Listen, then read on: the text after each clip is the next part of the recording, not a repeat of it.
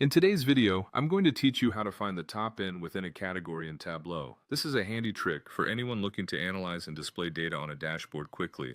So, let's get started. First, you need to launch your Tableau app. If you haven't done this before, make sure you have installed Tableau and go ahead and open the application. Once Tableau is open, go to your worksheet. If you are not familiar with Tableau's interface, worksheets are where you'll be doing most of your work, displaying your data visually. Next, let's start setting up our data. Drag a dimension, such as region, to the rows shelf. This action will categorize your data according to regions, or whatever dimension you've chosen, across different rows.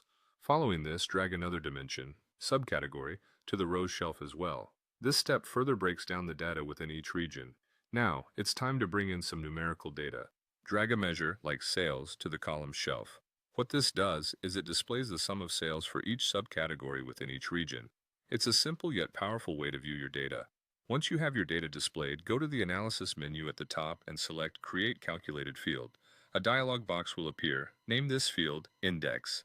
In the formula box, type the index function and hit OK. This calculated field will help us rank our data. Now that you have created the index, locate it in the measure fields. Right-click on it and select Convert to Discrete. This conversion is crucial because it will allow us to use this field as a ranking mechanism. Now, drag the index field and place it between region and subcategory in the rows shelf.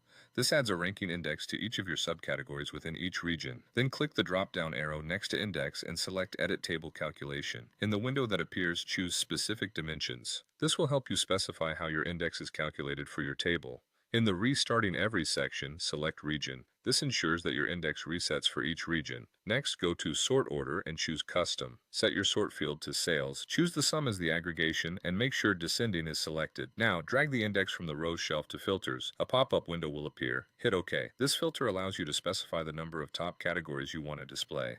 Click the drop-down option on Index again.